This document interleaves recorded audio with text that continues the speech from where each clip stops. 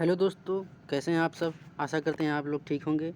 तो मैंने जिस लास्ट वीडियो में ये बताया था कि 2 चैप्टर मैंने करवाए थे। एक तो करवाया था परिवार के बारे में, बताया था कि डेफिनेशन परिवार क्या होती है, 1 परिवार, 2 परिवार, 3 परिवार कैसे होते हैं, ठीक है। संयुक्त परिवार क्या होता है उनके बारे में बताया था। और एक वीडियो मैंने बनाया था जो विवाह के प्रकार में, उसमें एक विवाह, बहुपत्नी विवाह, बहुपति विवाह के बारे में बताया था। वो दोनों अलग अलग लेक्चर हमारे चैनल पर पड़े हैं, पार्ट 2 पार्ट 3 नाम से, ठीक है। पहले आप उसको देखिएगा, उसके बाद हमारे ऑप्शनल जो हमको करा रहे हैं एमसीक्यू टाइप में क्वेश्चन सारे, ये आप तभी कर पाएंगे, ठीक है। तो ये टोटली जो हमारे क्वेश्चन है वो 31 है लगभग। तो इसमें 31 क्वेश्चन कराएंगे एमसीक्यू टाइप। और आप अगर इसको अच्छे से कर पाएंगे तो आपको एग्ज़ाम में अच्छा मौका मिल सकता है नंबर पाने का, ठीक है। तो आप अच्छे से ध्यान, अगर पहले आप वीडियो नहीं देखें तो प्लीज़ उस चैनल पर जाकर वीडियो को देख लिए, ठीक है। उसके बाद ये आकर क्वेश्चन करेंगे। अगर ऐसा नहीं करेंगे तो आपको समझ में नहीं आएगा। यहाँ तो हाँ लगता है कि हाँ ये इसका आंसर ये हो जाएगा, लेकिन बाद में आप भूल जाएंगे, ठीक है। तो उससे अच्छा पहले वीडियो देख लीजिए। ज़्यादा लेंथी वीडियो नहीं है, बस 18, 15, 20 मिनट का है, ठीक है। इतना आप देख लेंगे, उसके बाद हम इस क्वेश्चन पे आके करेंगे तो आप अच्छे से अपने आप कर सकते हैं, ठीक है। आपको कॉन्फिडेंस बढ़ेगा। कुछ लोग हाँ ये कमेंट कर रहे थे कि जो परसेंटाइल पेट का था उसके आधार पर कितने लोगों को एग्ज़ाम देने को मिलेगा। तो मैं बता दूं, यूपी एनएचएम की जो वैकेंसी आई थी उसमें 9200 पद थे, ठीक है। 9200 पोस्ट थी टोटल। और उसमें जिन्होंने भी पेट का एग्ज़ाम दिया था, फीमेल की बात कर रहे हैं, जिन्होंने पेट का एग्ज़ाम दिया था वो सारे कैंडिडेट एग्ज़ाम देने को पाए थे, ठीक है। लेकिन माना कि वहाँ जो हमारी नंबर ऑफ़ पोस्ट वैकेंसी जो थी वह ज़्यादा थी और यहाँ पे हमारी कम है, ठीक। 2693 पद हैं, उनके रेशियो में लगभग 1/4 है, ठीक है। कहने का मतलब 1/4 है, ठीक है। तो कहने का मतलब ये समझ लीजिए कि आपका पेट का स्कोर अगर 20 नंबर, 25 नंबर, 15 नंबर, 30 नंबर है तो आप एग्ज़ाम श्योर हो, आप एग्ज़ाम देने को पाएंगे। ऐसा नहीं कि आप एग्ज़ाम, बहुत सारे कमेंट आ रहे थे कि हाँ हम लोग को एग्ज़ाम देने को नहीं मिलेगा, परसेंटाइल डिसाइड नहीं हुआ। तो हम आपको बता दें सबको एग्ज़ाम देने को मिलेगा, ऐसा नहीं किसी को एग्ज़ाम देने को ना मिले, ठीक है। तो चलिए स्टार्ट करते हैं आज का वीडियो। यहाँ पे पहला क्वेश्चन बोल रहा है परंपरागत हिंदू परिवार का स्वरूप किस प्रकार का था। तो आप यहाँ ऑप्शन बताएंगे। जो ऑप्शन हमारा है, ए है संयुक्त परिवार, बी है विघटित परिवार, सी है एकल परिवार, डी है हमारा सामान्य परिवार। तो यहाँ पर जो आंसर हमारा हो जाएगा वो हो जाएगा ए संयुक्त परिवार, ठीक है। नेक्स्ट क्वेश्चन हम देखते हैं। परिवार शब्द अंग्रेजी शब्द फैमिली का हिंदी रूपांतर है फैमिली शब्द की उत्पत्ति लैटिन भाषा की किस शब्द से हुई है। तो मैंने आपको बताया भी था कि जो फैमिली है ये हमारे ब्रिटिश लैंग्वेज का वर्ड है, लेकिन एक फैमलस मैंने बताया था, और फैमलस जो बोला था वो लैटिन भाषा का था। तो यहाँ पे पूछ रहा है लैटिन भाषा के किस शब्द से फैमिली की उत्पत्ति हुई, तो वो हमारा हो जाएगा फैमिलस। तो हमारा ऑप्शन नंबर ए हो जाएगा।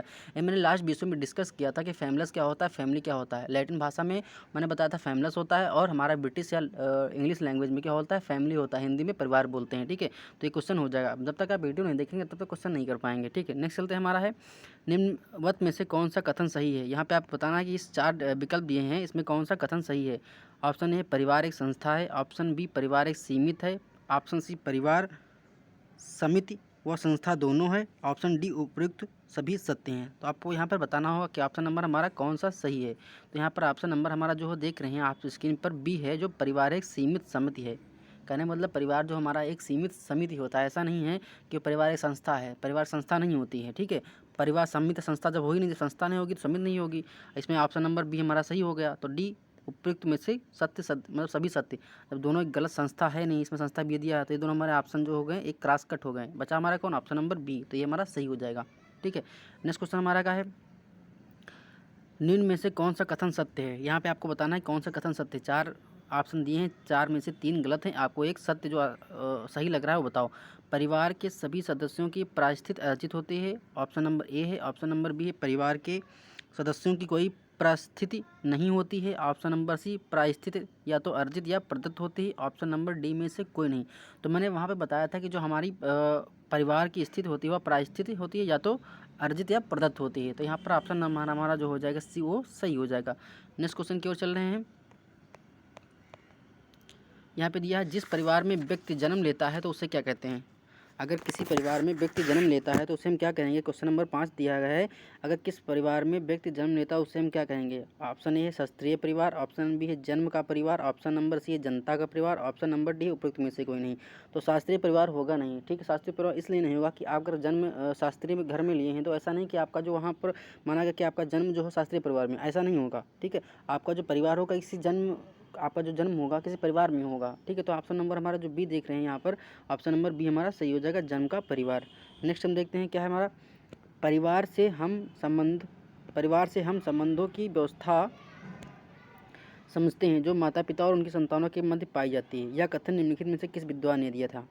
तो मैंने वहाँ पर आपको बताया था कि बहुत सारे स्टेटमेंट दिए थे। मैंने लास्ट वीडियो में डिस्कस किया था कि तुम्हें 5-6 राइटर जो थे उन्होंने अपना अपना स्टेटमेंट दिया था और स्टेटमेंट को पढ़ के आपको आंसर करना था। तो आप अच्छा इससे है कि आप जितने भी राइटर अपने अपने स्टेटमेंट दिए थे वो आप कॉपी में नोट डाउन कर लीजिए और उसको रट लीजिए, ठीक है। आपको अगर एग्जाम में क्वेश्चन देखने को मिलता है, ज़रूरी नहीं कि यही क्वेश्चन आ जाए, ठीक है। अगर 5-6 जो भी स्टेटमेंट दिए हैं राइटर ने, अगर वो स्टेटमेंट से कोई क्वेश्चन आपको एग्जाम में देखने को मिल रहा है तो आप उसको सही कर सकते हैं, ठीक है। तो यहाँ पर एक स्टेटमेंट दिया गया है, परिवार से हम संबंधों की व्यवस्था समझते हैं जो माता पिता और उसके संतानों के मध्य पाई जाती है। इस कथन का निम्नलिखित किसने कहा था। तो वहाँ पर हमने थ्योरी में बताया था कि ऑप्शन नंबर 6 का जो हमारा ऑप्शन नंबर सी हो जाएगा वो क्लियर हो जाएगा। मतलब जो क्लियर एक राइटर थे उन्होंने बताया था कि माता पिता और संतानों के मध्य पाई जाती है, ठीक है। ये व्यवस्था माता पिता और संबंधों के बीच पाई जाती है। इन्होंने क्लियर एक राइटर थे, उन्होंने बारे में बताया था। जितने भी राइटर हैं ये मैंने लास्ट विषय में डिस्कस किया था, ये चारों राइटर हैं इनके बारे में डिस्कस किया था, इन्होंने कौन कौन से परिवार को लेकर अपना स्टेटमेंट दिया था। नेक्स्ट हम देखते हैं क्या है, संक्षेप में परिवार पति पत्नी और उनके बच्चों को जैविकीय सामाजिक इकाई के रूप में परिभाषित किया जा सकता है जिसके सदस्य रक्त संबंधों द्वारा आबद्ध होते हैं। यह कथन निम्न में से किस विद्वान का है। ये फिर वही स्टेटमेंट वाला क्वेश्चन आ गया। जब तक आप स्टेटमेंट नहीं अच्छे से किए होंगे आपको आंसर करने में दिक्कत होगी, प्रॉब्लम होगी। जब वो स्टेटमेंट ज़्यादा बड़े स्टेटमेंट नहीं है, 5-6 राइटर के छोटे छोटे स्टेटमेंट हैं, आप उसको कहाँ पे नोट डाउन कर लीजिए और पढ़ लीजिए अच्छे से, ठीक है। अगर आपको एग्जाम में ऐसा कहीं देखने को मिलता है तो आप स्टेटमेंट देख के ही आंसर कर दें डायरेक्ट, क्योंकि आपको 6-7 स्टेटमेंट रटने में कोई बड़ी बात नहीं है, ठीक है। आपका मोटो क्या है, आपको एग्ज़ाम निकालना है, ठीक है। तो आप स्टेटमेंट वो अच्छे से लिख लीजिए, रट लीजिए, पढ़ लीजिए, आपका अभी हाल ही में एग्ज़ाम होगा, निकल जाएगा, कोई दिक्कत नहीं है, ठीक। तो यहाँ पर हम देख रहे हैं कि 7th का जो ऑप्शन नंबर हमारा सही हो जाएगा, इलियट या मैरिल हो जाएगा। इलियट और मैरिल एक राइटर थे, उन्होंने बताया था कि संक्षेप में बताया था कि परिवार पत्नी और बच्चे जैविकीय सामाजिक इकाई के रूप में प्रभावित किया सकता है। ये उनका स्टेटमेंट था, ठीक है। नेक्स्ट हमारा क्या है, हिस्ट्री ऑफ ह्यूमन मैरिज नामक पुस्तक के लेखक निम्नलिखित में से कौन है। जो हिस्ट्री ऑफ ह्यूमन मैरिज थी उसके जो लेखक थे उसमें से कौन है। ऑप्शन है वेस्टरमार्क, ऑप्शन नंबर बी है Kimball Young, option number C है लेविस डेविस या option number D Kingsley Davis. तो यहाँ पर ऑप्शन नंबर हमारा जो ए हो जाएगा वो सही हो जाएगा, वेस्टरमार्क ने कहा था। मात्र सत्तात्मक परिवार कहाँ पाए जाते हैं। सभी जगह पाए जाते हैं, सारे विश्व में पाए जाते हैं, भारत में असम की खासी और गारो जनजातियों में पाए जाते हैं। ऑप्शन नंबर डी सारे मध्य प्रदेश में पाए जाते हैं। कहने का मतलब मैंने अब समझ लो जो मात्र सत्तात्मक परिवार क्या होता है। मात्र सत्तात्मक परिवार ये होता है कि जो परिवार का कुल चलता है वो माता के नाम चलता है, माता या पुत्री के नाम चलता है। कहने का मतलब जो फीमेल होगी उसे के अनुसार उसका कुल का वंश चलता है, ठीक है। तो वो मात्र सत्तात्मक परिवार होता है। जो माता का जो जिम्मेदारी होती है, कुल का मुखिया समझ लो, एक प्रकार की माता होती है या पुत्री होती है, एज अ फीमेल होता है। अभी माँ सत्तात्मक विवाह भी होता है, माँ सत्तात्मक एक पितृ सत्तात्मक भी परिवार होता है, ठीक है। माँ सत्तात्मक जो मुखिया होती है वो परिवार की महिला होती है, माता होती है, पुत्री होती है। पितृ सत्तात्मक में क्या होता है, पिता होता है या पुत्र होता है। आप डिफरेंस बिटवीन द समझ लीजिए कि ये डिफरेंस होता है। तो आपको क्वेश्चन अगर देखने को ऐसा मिलता है कि मातृ सत्तात्मक परिवार क्या है, पितृ सत्तात्मक परिवार क्या है, तो उसमें समझ लीजिए कि दोनों में डिफरेंस यही है। मातृ सत्तात्मक में माता और पितृ सत्तात्मक में पिता हावी होता है या उसका मुखिया होता है। तो इस क्वेश्चन क्या कह रहा है, माँ सत्तात्मक परिवार कहाँ पाए जाते हैं। मैंने बताया था पिछले वीडियो में मैंने बताया था कि अपने भारत देश में जो माँ सत्तात्मक परिवार है ये आपको नॉर्थ ईस्ट स्टेट में देखने को मिलेगा, असम में मिलेगा, मेघालय में मिलेगा, अरुणाचल प्रदेश में, वहाँ का देखने को मिलता है। तो यहाँ पे जो ऑप्शन में हमारा सी हो जाएगा। इसमें लिखा भारत में असम की खासी और गारो जयंतियाँ, जो गारो खासी जयंतियाँ जो मेघालय में पाई जाती है वहाँ पर मातृ सत्तात्मक परिवार पाए जाते हैं। तो यहाँ पर ऑप्शन नंबर हमारा जो सी है वो सही हो जाएगा। नेक्स्ट देखते हैं हमारा क्या है, किनशिप ऑर्गेनाइजेशन इन इंडिया नामक पुस्तक का लेखक कौन था। जो किनशिप ऑर्गेनाइजेशन इन इंडिया नामक जो पुस्तक थी उसका लेखक कौन है, ठीक है। तो आप बताएंगे यहाँ इस पर लेखक कौन है। क्वेश्चन नंबर 10 का आंसर हमको बताना चाहिए स्पीड से कि किनशिप ऑर्गेनाइजेशन इन इंडिया का नामक पुस्तक का लेखक कौन है। Option number A Karve, option number B Kapadia, option number C है देसाई या ऑप्शन नंबर सी है श्रीनिवास। तो ऑप्शन नंबर हमारा जो ए है वो सही हो जाएगा। कार्बे जो एक राइटर थे उनकी एक बुक है किनशिप ऑर्गेनाइजेशन इन इंडिया, उन्होंने ये पुस्तक लिखी थी। नेक्स्ट हमारा है उस व्यवस्था को क्या कहा जाता है जो स्वजनों के परस्पर संबंधों को नियमित करती है। मैंने ये भी बताया था कि जो एक जिस नातेदार होते हैं एक दूसरे से संबंधित होते हैं, मतलब कहने का अगर परिवार में किसी दूसरे परिवार से कोई रिलेशन है तो एज ए नातेदार होंगे, ठीक है। जजमाई नहीं बोला जाएगा, जजमाई नहीं हो सकता यहाँ पर, जमींदारी नहीं हो सकता है, ठीक है। महलवारी हो ही नहीं सकता, ये जजमानी भी नहीं हो सकता। तो यहाँ पर हमारा ऑप्शन नंबर ए हो जाएगा, सही हो जाएगा, नातेदारी सही हो जाएगा। उस नातेदार को उस श्रेणी में रखा जाता है जिसके साथ व्यक्ति के प्रत्यक्ष संबंध होते हैं। तो ऑप्शन नंबर ए है तृतीयक, ऑप्शन नंबर बी है द्वितीयक, ऑप्शन नंबर सी प्राथमिक, ऑप्शन नंबर डी है इनमें से कोई नहीं। तो उस नातेदार को किस श्रेणी में रखा जाएगा जिसके साथ व्यक्ति की प्रत्यक्ष संबंध है। अगर हमारे किसी रिलेशन से इनडायरेक्ट ना होकर डायरेक्ट रिलेशन है, जैसे हमारे रिलेशन में हमारे नाना हो गए, मामा, ये प्रत्यक्ष रूप से होते हैं। अप्रत्यक्ष क्या हो गए, मतलब नाना के नाना, वो अप्रत्यक्ष होंगे तो वो सेकेंडरी में आएंगे, ठीक है। नाना के नाना थर्ड में आएंगे। तो कहने मतलब जो प्राथमिक स्तर का जो हमारा रिलेशन होता है वो प्राथमिक में ये कहते हैं प्रत्यक्ष रूप से, मतलब सौतेले न होके अपने खुद के, मतलब सौतेले नहीं होते हैं, वो अपने खुद होते हैं। अपने एक कहने का मतलब वो हम वर्ड नहीं कह पा रहे हैं, सौतेले ना होकर अपने प्रत्यक्ष रूप से एक दूसरे से रिलेटिव होते हैं। तो इस स्तर को हम क्या रखते हैं, प्राथमिक स्तर में रखेंगे, प्राथमिक स्तर में, ठीक है। भारत में नातेदारी व्यवस्था का अध्ययन किसने दिया था। जो भारत में नातेदारी व्यवस्था है उसका शुरुआत किसने दिया था। तो यहाँ पर ऑप्शन नंबर ए है Karve, option number B Kapadia, option number C है देसाई, ऑप्शन नंबर डी है श्रीनिवास। तो ये भी ऑप्शन नंबर हमारा ए सही हो जाएगा, कार्बे, ठीक है। Family friendship and marriage in India, ये फैमिली फ्रेंडशिप, ये थी फ्रेंडशिप ऑर्गेनाइजेशन इन इंडिया।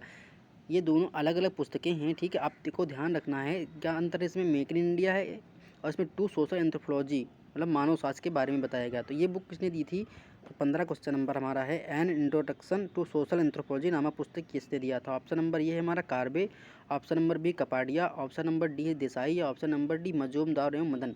तो यहाँ पर ऑप्शन नंबर डी जो हमारा सही हो जाएगा, मजूमदार एवं मदन, इन्होंने बुक को लिखा था। तो ऑप्शन नंबर हमारा डी हो जाएगा, सही हो जाएगा। क्या हो जाएगा, सही हो जाएगा। नेक्स्ट क्वेश्चन हम देखते हैं, फ्रेंडशिप एंड मैरिज नामक पुस्तक का संपादन किया था। तो एक बुक आई थी फ्रेंडशिप एंड मैरिज, उस जो पुस्तक का निवाचन किसने लिखा था। तो हमारा ऑप्शन नंबर ए है Lucy Mair, option number B है कपाडिया, ऑप्शन नंबर सी है मार्डॉफ एंड ऑप्शन नंबर डी है फॉक्स। तो जो बुक लिखी थी फ्रेंडशिप एंड मैरिज वो हमारे लिखे थे फॉक्स नामक राइटर ने। तो ऑप्शन नंबर हमारा डी हो जाएगा, सही हो जाएगा। नेक्स्ट क्वेश्चन है, प्राथमिक संबंधों की संख्या कितनी हो सकती है। जो प्राथमिक संबंधी होते हैं उनकी संख्या कितनी हो सकती है। कहने का मतलब जो हमारी प्राथमिक संबंध होते हैं, माता पिता भाई बहन, ठीक है, दादा दादी तक सीमित होता है। उसके बाद अगर ये जो सदस्य होते हैं सदस्यों की संख्या 8 होती है। तो यहाँ ऑप्शन में हमारा 6 गलत है, 10 गलत है, 12 गलत है। तो ऑप्शन नंबर हमारा बी सही हो जाएगा, 8 होते हैं, ठीक है। जीजा एवं साली किस प्रकार के संबंध हैं। जो जीजा साली है ये हमारा किस प्रकार का संबंध है। ऑप्शन में प्राथमिक संबंध है, ऑप्शन बी द्वितीय संबंध है, ऑप्शन सी तृतीय संबंध है, या इनमें से कोई नहीं। तो जीजा और साली का जो संबंध होता है वो द्वितीयक होता है। तो ऑप्शन नंबर बी हमारा सही हो जाएगा। कौन सा सही जाएगा, ऑप्शन नंबर बी सही हो जाएगा।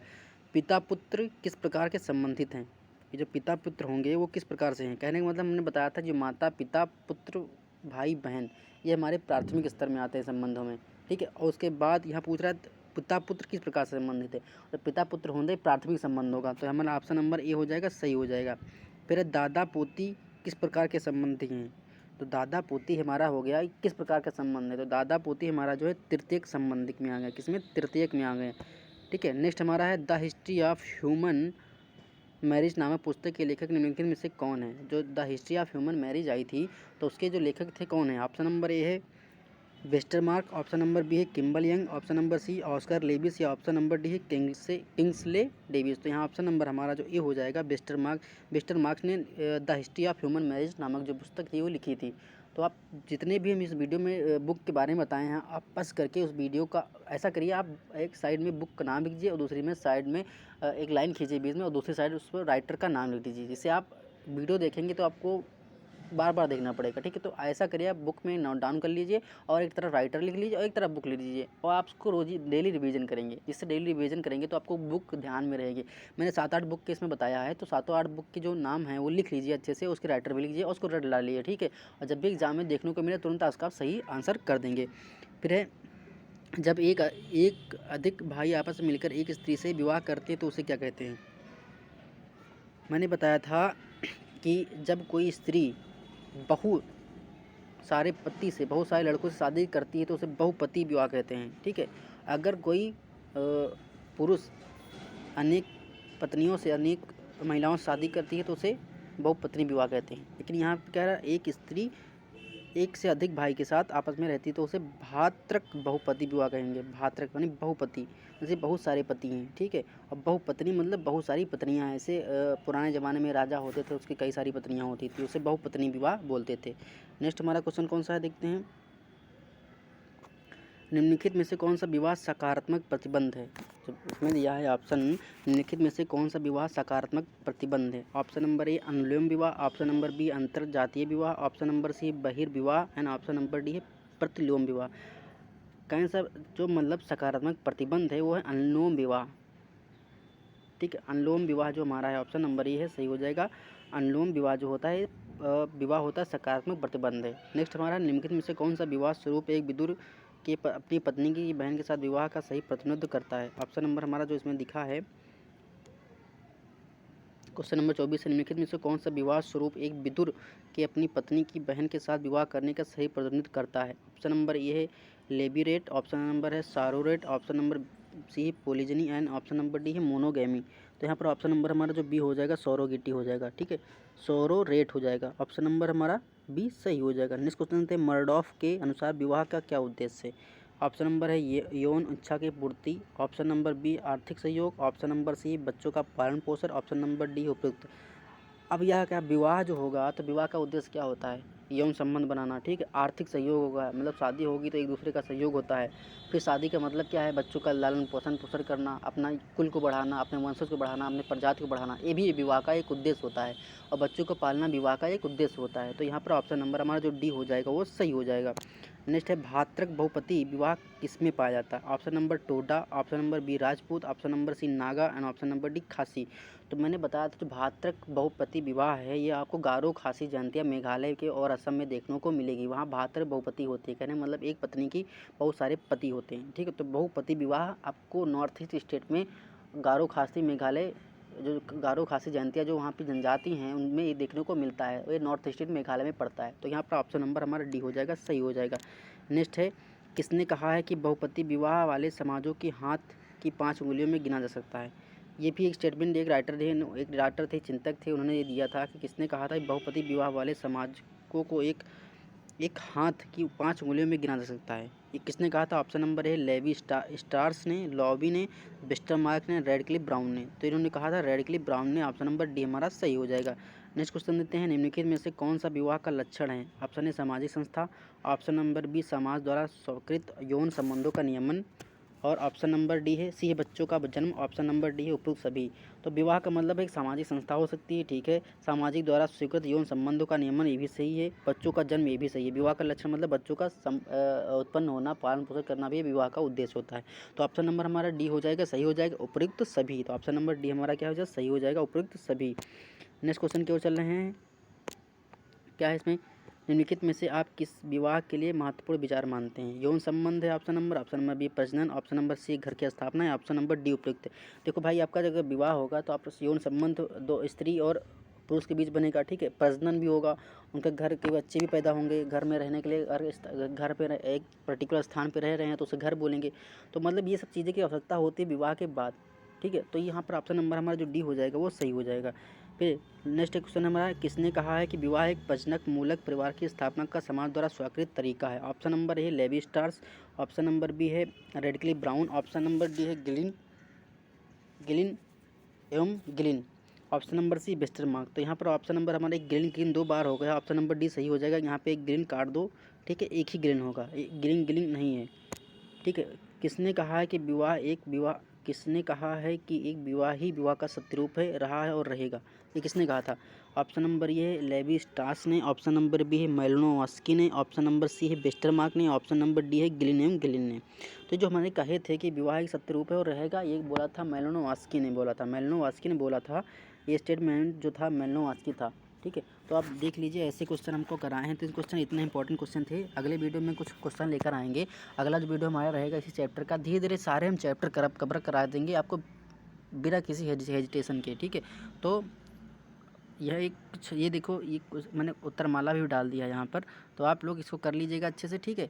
और आप अगर आपको कोई क्वेश्चन लगता है कि टफ है, ठीक है, उसको नोट डाउन कर लीजिए, उसको रट लीजिए, रिवीजन करते रहेंगे तो आपके उस दिमाग में रन में रहेगा, ठीक है। इससे आप एग्ज़ाम अच्छे से निकाल सकते हैं, ठीक है। तो मतलब कहने का ये है कि अगर आपको वीडियो अच्छी लगी हो तो प्लीज़ मेरे वीडियो को लाइक करिए, चैनल पर अगर नए हैं तो नए चैनल को सब्सक्राइब करिए। चैनल सब्सक्राइब करने से हमको मोटिवेशन मिलता है और वीडियो बनाने में थोड़ा अच्छा लगता है, क्योंकि वीडियो बनाने में काफ़ी टाइम लगता है, इसको सब एडिट करते हैं वगैरह सब करते हैं तो काफ़ी टाइम लगता है इसे बनाने में, ठीक है। तो आप अगर सब्सक्राइब नहीं करेंगे तो थोड़ा मोटिवेशन डाउन होता है, क्योंकि नया नया जब चैनल बनाए हैं, आपको वीडियो प्रोवाइड करा रहे हैं डेली के डेली, ठीक है। तो इससे हमको भी थोड़ा मोटिवेशन मिलता है, ठीक है। प्लीज़ हमारे चैनल को सब्सक्राइब कर दीजिएगा अगर सब्सक्राइब नहीं है। थैंक यू, धन्यवाद।